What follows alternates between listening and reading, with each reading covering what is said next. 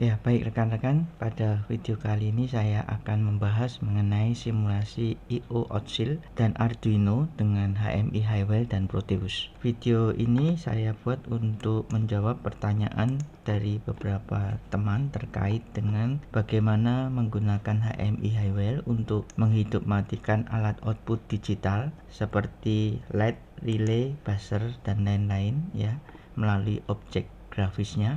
Kemudian bagaimana menggunakan HMI Highwell untuk menampilkan kondisi alat input digital seperti tombol, limit switch, saklar selektor ya, dan lain-lain melalui objek grafisnya. Kemudian bagaimana menambahkan objek grafis yang baru bisa untuk dua kondisi atau lebih, dan bagaimana kita bisa menambahkan variabel dan juga kode program atau script ya di HMI Highwell sehingga kita bisa membuat aplikasi yang lebih menarik. Dalam contoh di sini saya akan menunjukkan bagaimana membuat aplikasi penghitungan atau pemantauan umur pakai mesin ya, dan juga perbaikannya untuk 16 buah mesin ya. Jadi nanti saya akan tunjukkan, saya temukan. Sebelum kita membahas keempat hal ini, saya mencatat hal yang sudah dipelajari di video sebelumnya. Di bagian pertama yaitu tentang data logger. Di sini kita sudah membuat bagaimana HMI Highwell bisa berkomunikasi dengan modul YC104 yang merupakan modul akuisisi data untuk 16 buah sensor yang terhubung secara RS485 ya. Dan di sini kita bisa melihat data loggernya, bisa menampilkan grafik dan juga bisa menampilkan data dan menyimpannya dalam file CSV sehingga bisa kita buka sewaktu-waktu ya. Di sini bisa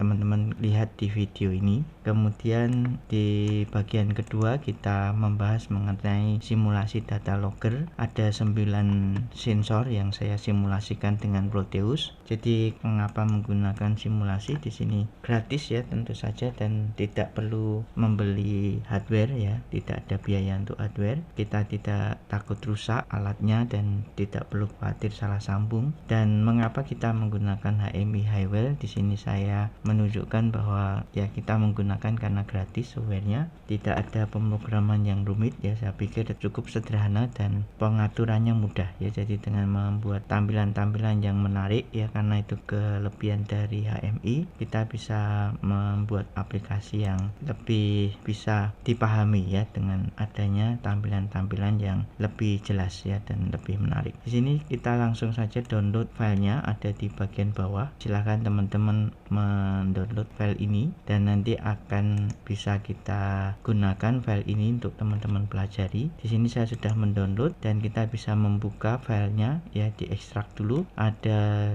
8 buah file. Di sini yang pertama kali kita buka adalah file Proteus. Silahkan teman-teman klik 2 kali pada file slave Auxil dan Arduino, dan teman-teman bisa lihat rangkaian skematik dari file Proteus ini. Ada 2 ATmega 328 yang kita gunakan, dan ada 16 tombol, ada 16 LED indikator, dan ada 6 potensio ya untuk mewakili data input digital ya. Tombol ini adalah data input digital, LED ini adalah data output digital, dan potensio ini adalah data input analog. Dan di sini untuk slave 1 kita menggunakan program Auxil Studio, dan untuk slave 2 kita menggunakan software Arduino IDE. Dan saya menunjukkan bagaimana kedua microcontroller ini yang digunakan sebagai Modbus slave dapat berkomunikasi dengan HMI Highwell. Untuk HMI Highwell-nya sendiri di sini ada 3 program ya. Kita mulai dulu dari simulasi I/O. Ini saya klik 2 kali dan kita bisa jalankan simulasi I/O ini ya. Teman-teman perlu menginstall dulu software HMI Highwell ini ya,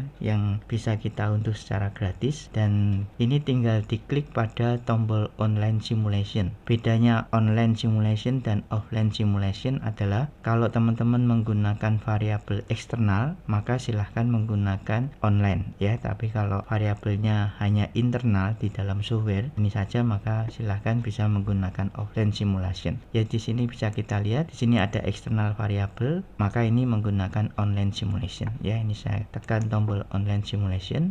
Di sini ikon untuk membuat program berwarna biru, sedangkan ikon untuk menjalankan merunning program itu ikonnya berwarna hijau ya. Kita tunggu sampai tampilannya terbuka semua ya. Jadi bentuknya seperti ini teman-teman. Di bagian kiri ini ada 8 indikator lampu, ada 8 indikator saklar switch, kemudian ada 2 kursor. Ini untuk mengontrol dan memonitor Modbus Slave 1. Dalam hal ini adalah, ini saya kecilkan dulu ya. Jadi Modbus Slave 1-nya adalah Oscil Nano ini ya. Jadi Oscil Nano memiliki 2 potensio, itu kita bisa monitor dari kursor ini. Kemudian ada 8 output lampu, ini kita gunakan untuk memonitor kondisi tombol ya. Dan untuk saklar ini ada 8, kita gunakan untuk menyalakan LED indikator di sini ya. Coba kita running, ini kita jalankan. Oke, dan di sini bisa teman-teman lihat, saya mulai dulu dari tombolnya. Ini saya klik tombol di sini, maka di situ LED-nya nyala. Ini saya klik juga, ini saya klik juga, saya klik ya. Dan terlihat LED-nya menyala. Saya nyalakan semua tombolnya, jadi kita bisa lihat semua tombol ditekan maka semua lampu menyala. Kemudian saya ingin menghidupkan ke 8 LED yang ada di Proteus dari HMI Highwell. Ini saya kecilkan dulu ya, teman-teman bisa lihat di sini lampunya menyala. Ini saya klik ya, saya klik. Ini saya klik paling bawah, ini saya klik paling bawah ya, nomor 5, 6, terakhir nomor 7 ya, sama. Dan di sini untuk kursornya kita bisa lakukan pengamatan di sini di potensionya. Kalau ini saya naikkan ke 100%, maka ini menjadi 1023 ya. Ini kita bisa lihat. Jadi ini bisa kita atur potensionya ya. Jadi di situ. Begitu juga untuk kursor yang kedua, kita bisa lakukan pengaturan dengan mudah. Oke, itu untuk Modbus Slave 1 yang dibuat dengan software Oscil Studio. Berikutnya kita akan tes untuk Modbus Slave yang kedua. Ini menggunakan software Arduino IDE. Di sini ada 4 potensio dan ada 8 tombol dan ada 8 buah LED ya. Kita coba kita tes. Jadi mulai dari saklar, mulai dari yang pertama kita hidupkan urut dari atas ke bawah. Ya, kita bisa lihat di Proteus LED menyala sesuai dengan posisi dari saklar. Berikutnya kita tes untuk potensio.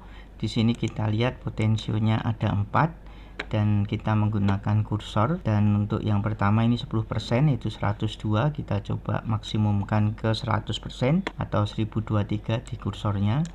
Kemudian untuk yang potensio kedua juga kita maksimumkan 100%, juga 1023. Untuk yang potensio ketiga kita juga maksimumkan 1023. Untuk potensio keempat kita coba maksimumkan 100% ke 1023 ya. Berikutnya untuk yang ketiga kita tes untuk tombol yang ada di Proteus. Kita amati indikator yang ada di HMI Highwell. Yang ini akan mengalami delay ya, keterlambatan respon, dikarenakan dalam satu layar itu memiliki kapasitas scanning untuk objek yang terbatas ya. Jadi di sini teman-teman bisa lihat ketika saya menyalakan semuanya, di sini belum respon ya, karena untuk scanning banyak objek seperti ini dibutuhkan waktu yang lebih lama. Tapi kalau saya menekan tombol yang ada di slave pertama, ini responnya cepat ya, responnya cepat. Sedangkan untuk yang tombol di Modbus Slave kedua itu responnya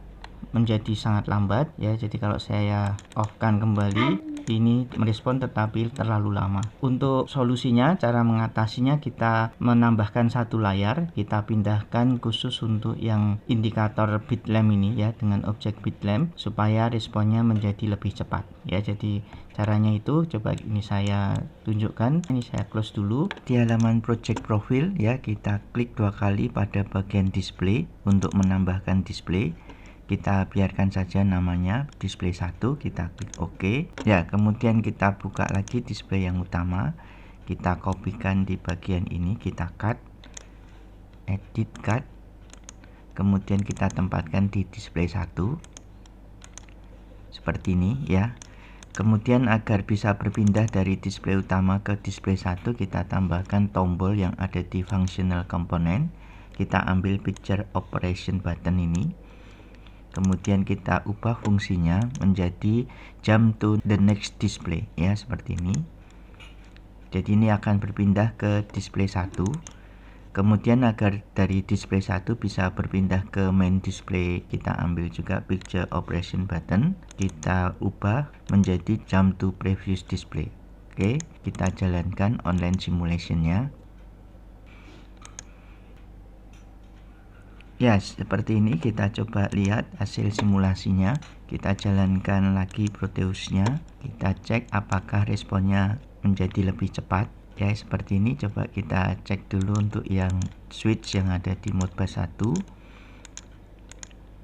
Ya, cukup cepat ya. Kemudian ini saya buka semua tombol yang ada di Proteus. Ya, responnya masih cepat ya untuk Modbus Sleeve 1.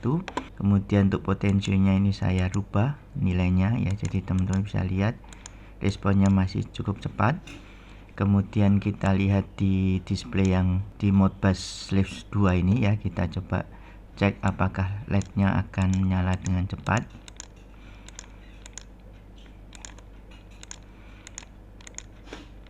Ya, cukup cepat responnya. Kita cek dulu tombolnya ya, ini untuk input tombolnya.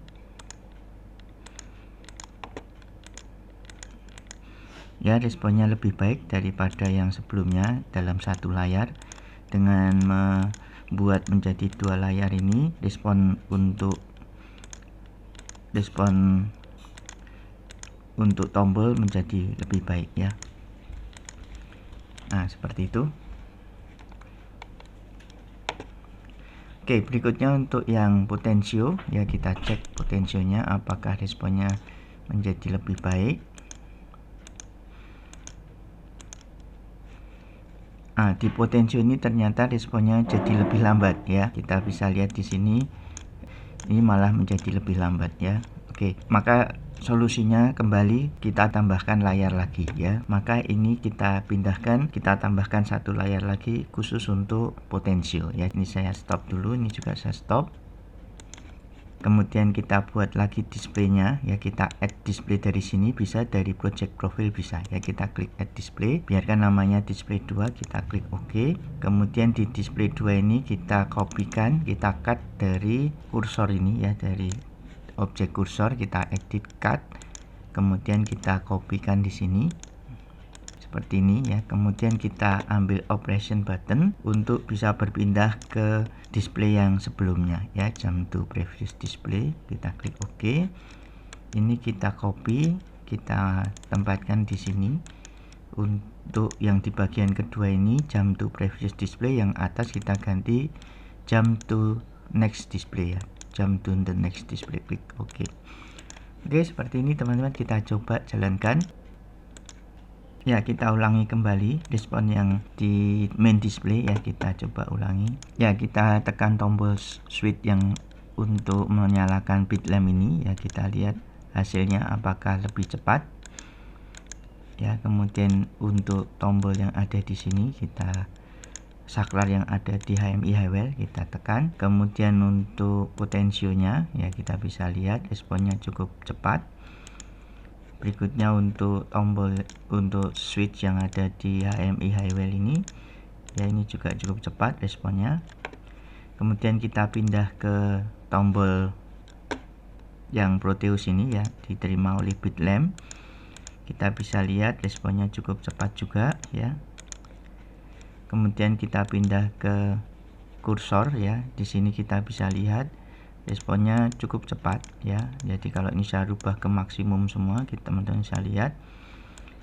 Jadi kalau dibuat dalam satu layar objeknya lebih sedikit, maka responnya akan menjadi lebih cepat ya, dibandingkan ketika kita membuat objek yang banyak dalam satu layar ya. Jadi ini sangat bagus untuk teman-teman mencoba ya, silahkan untuk bereksperimen ya, untuk membuat animasi berbagai objek ya. Sampai di sini teman-teman bisa melihat hasil simulasi I/O yang teman-teman bisa lihat hasilnya. Berikutnya kita akan membuat aplikasi yang lebih praktis ya. Dari sini saya sudah menyertakan filenya ada di download simulasi I/O ini. Teman-teman bisa membuka aplikasi dengan script. Ini sudah ada angkanya, sudah ada warna perubahannya seperti apa. Nanti saya tunjukkan. Kita buka dulu yang aplikasi tanpa script ya. Ini lebih simple. Ini sama seperti program yang sebelumnya ini ya, simulasi I/O ini, hanya saja di sini kita rubah objeknya tidak lagi bentuk bitlamp tetapi kita buat tambahan gambar ya, seperti itu. Teman-teman bisa lihat di sini. Ini saya close dulu.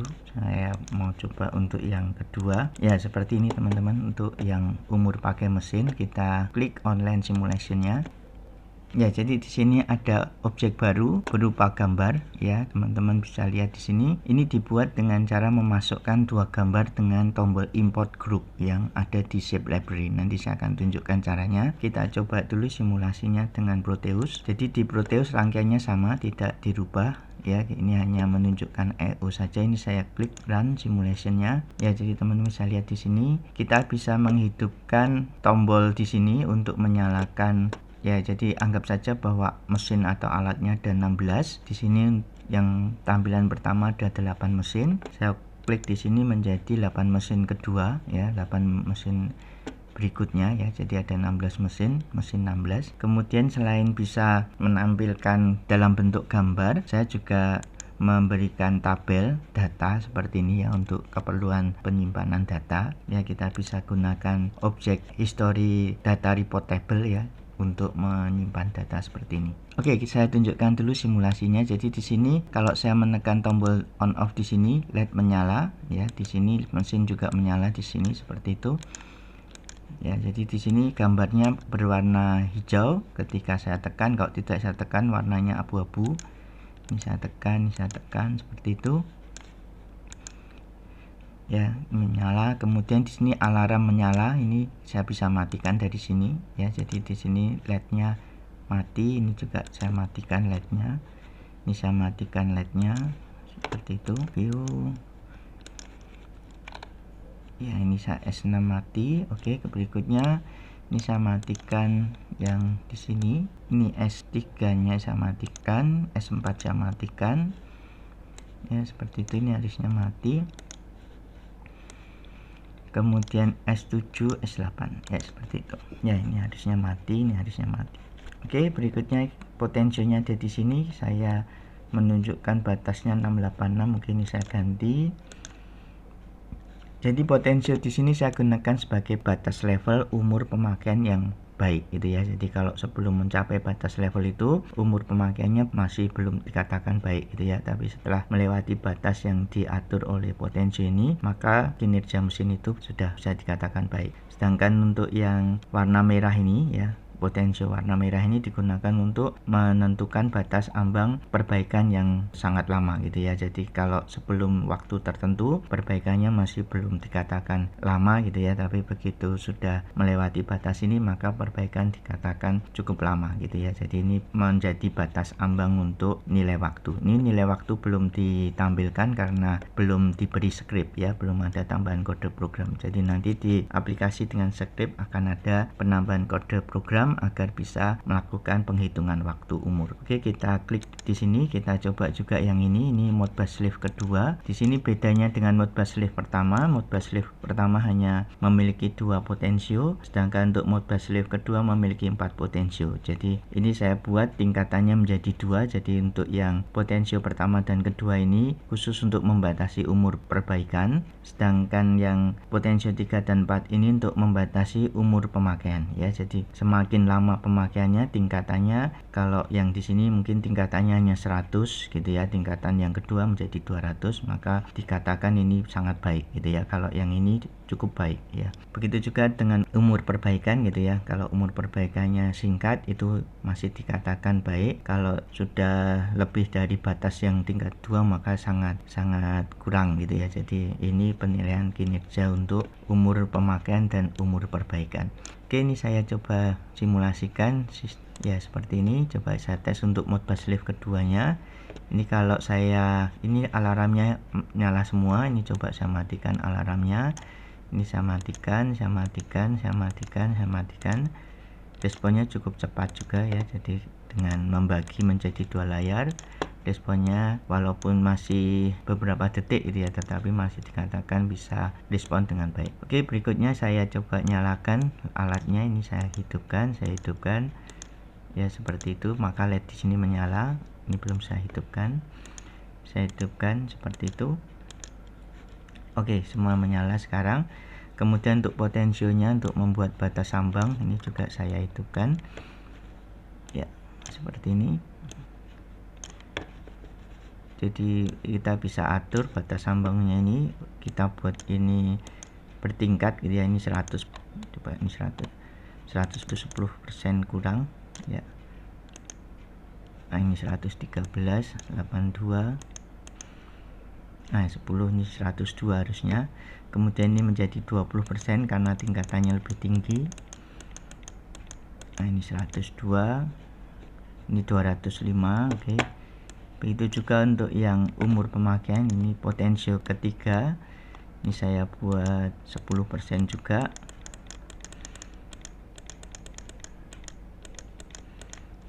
Nah ini menjadi 102, sedangkan yang di sini itu 205 gitu ya, jadi ini 20%.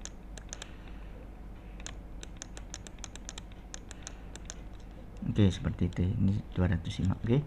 Ya, begitu teman-teman. Di sini kita bisa lihat perekaman datanya ya yang sudah kita lakukan agar bisa menyimpan lama. Jadi kalau defaultnya ini hanya menyimpan dalam waktu 5 menit, nanti begitu ada data baru 5 menit yang sebelumnya dihapus gitu ya. Jadi ini akan diupdate setiap 5 menit. Nah, untuk bisa mendapatkan data keseluruhan penyimpanan dari awal sampai akhir, mungkin bisa 1 bulan bahkan 1 tahun lebih gitu ya. Kita bisa lakukannya dengan mengklik tombol di sini ya. Jadi di sini kita bisa mulai dari waktu hari ini misalnya ya, kemudian end time-nya bisa 2024 misalnya seperti itu. Klik OK, enter.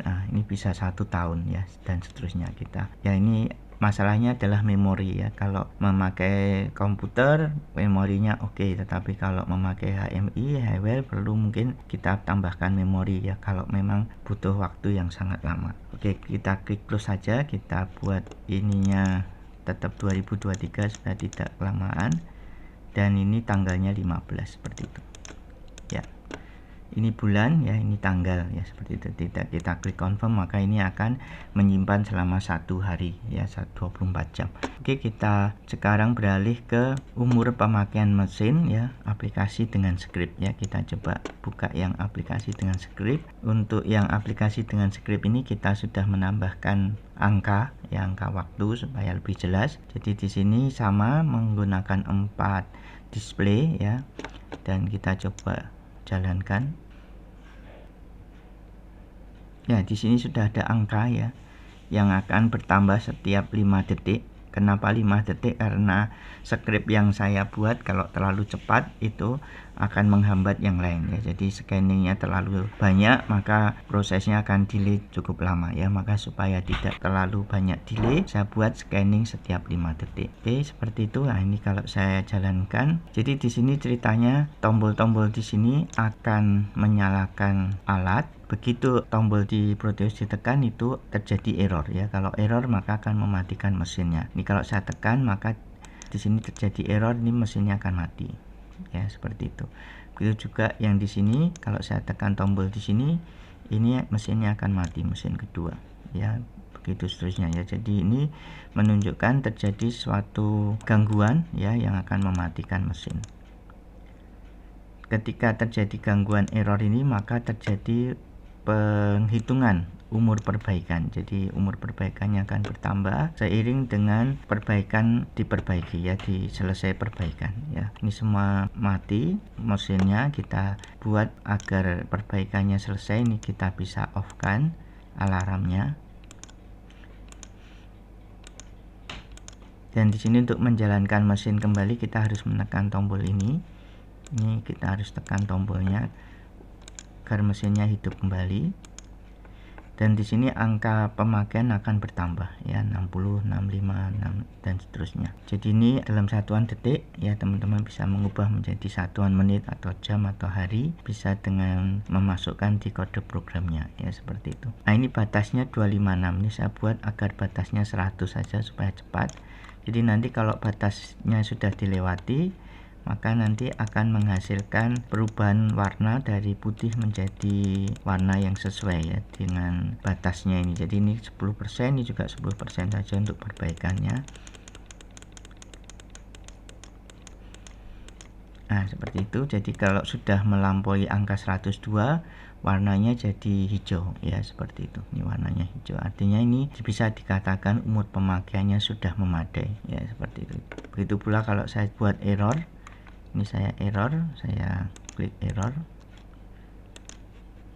maka di sini nanti umur pemakaiannya ini akan bertambah ya. Yang di sini tidak bertambah, yang bertambah yang waktu perbaikan ini. Kita tunggu sampai lebih dari 102, maka nanti warnanya jadi merah ya, seperti itu. Ya, ini hampir merah. Setelah ini ya kita lihat 105, 110. Ini merah ya, warnanya berubah menjadi merah, berarti ini umur perbaikannya cukup lama ya. Jadi kita bisa menandai itu. Berikutnya untuk yang Modbus Sleeve kedua ini sama ya. Di sini saya buat warnanya bergradasi. Kalau dia masih hijau berarti dia antara tingkat 1 ya, batasnya tingkat 1. Kalau dia sudah kuning berarti ini sangat baik, umur pengoperasiannya cukup lama ya. Dan kalau yang perbaikannya lama, dia 102, lebih lama lagi, ini tingkatnya adalah 205 ya. Ini coba saya matikan, anggap saja seolah-olah terjadi error di sini ya. Ini kalau saya klik di tombol Proteus ini, maka mesinnya akan mati gitu ya. Ya, ini semua sudah saya close, sudah saya tekan tombolnya, maka error ya, ini error mati mesinnya, error mesin mati. Nah, ini setelah ini nanti mesinnya mati. Oke, seperti itu. Dengan mesin mati ini maka umur perbaikannya, waktu perbaikannya menjadi bertambah ya. Anggap bahwa ini perbaikannya sudah baik, kita matikan errornya ya, kita lepas lagi tombolnya, maka ini errornya sudah hilang ya, sehingga bisa kita hidupkan lagi dari sini. Kita bisa nyalakan lagi ya, seperti itu rekan-rekan. Ya, berikutnya untuk layar yang ketiga ini sama seperti yang tadi tanpa script ya. Oke, saya sekarang tunjukkan bagaimana menambahkan gambar dan menambahkan kode program ya, seperti ini. Jadi untuk ini saya stop dulu. Untuk membuat gambar yang ada di layar seperti ini ya, ini adalah gambar yang kita buat sendiri. Teman-teman butuh 2 buah gambar. Ini kalau saya klik 2 kali, di sini kita klik pada tombol shape. Nah, ini 2 gambar ini kita masukkan bersama-sama. Cara memasukkannya adalah lewat shape ini. Kemudian kita pilih pictures ya, di shape library kita pilih pictures. Kemudian pilih custom photo library ini, kita klik pada photo gallery. Di sini teman-teman tinggal import group gitu ya, import group.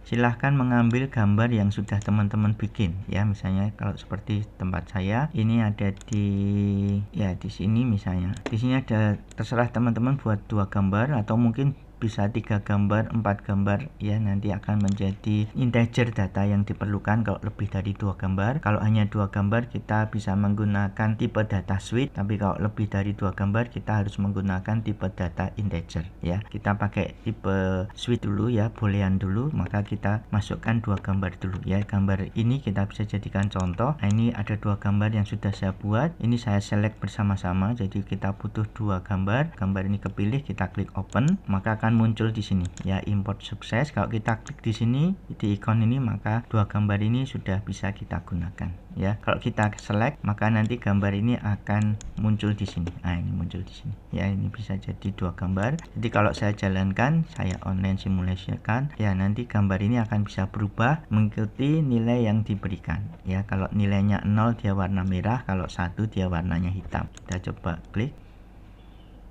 Nah, ini warnanya seperti ini. Kalau saya jalankan Proteusnya, ini kalau saya rubah, jadi kalau saya klik pada tombol on off, nanti dia akan berubah menjadi hitam dan LED menyala ya, seperti itu. Ini saya klik, nah ini jadi hitam, jadi merah, jadi hitam, seperti itu ya teman-teman. Dan ini LED-nya menyala ya. Jadi kita bisa memberikan indikator dengan cara membuat gambar sendiri ya. Ini saya tutup dulu.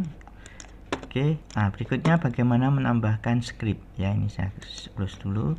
Menambahkan script ada di event ini ya. Jadi di sini kita memilih start execution event karena program yang kita masukkan ini kita ingin berjalan dari awal sampai program ditutup ya, program selesai. Kalau kita menggunakan display show event ini hanya ketika tampilan tertentu ditunjukkan ya. Jadi kalau kita hanya membuat program khusus di layar pertama, kita bisa pakai ini ya. Begitu juga untuk yang display hidden event ini, ketika layar yang tidak dibuka itu dijalankan programnya ya. Variable change event ini ketika ada perubahan variabel di data di situ sehingga program kita bisa dijalankan. Kita tidak pakai ini semua, kita pakai yang start execution event. Klik kanan pada start execution, kita klik add event ya, seperti itu. Maka nanti akan muncul tampilan seperti ini. Kita pilih only server background ya, karena program kita tidak perlu tampil di layar, kita cukup dari latar belakangnya saja, maka kita pilih server background. Kemudian klik pada tombol titik 3 kali ini, teman-teman bisa melihat kode programnya. Intinya ini hanya membuat penambahan angka setiap kali tombol on off ditekan ya, penambahan angka ditambahkan 5 variabelnya. Oh ya, kita perlu menambahkan internal variabel untuk menampung data. Caranya ini ada internal variabel, kita klik kanan pada internal variabel, kita pilih add internal variable group ya. Ini untuk menampung data, untuk membuat data variabel yang kita perlukan untuk menampung angka ya. Kita butuh 16 untuk variabel integer dan 16 lagi untuk variabel switch ya, supaya apa? Supaya bisa menyalakan kotak warna menjadi putih atau warna hijau, dan juga ada yang warna merah ya, seperti itu. Oke, itu teman-teman. Jadi untuk event ini silahkan teman-teman isikan. Saya juga sudah membuat di sini ya kode programnya di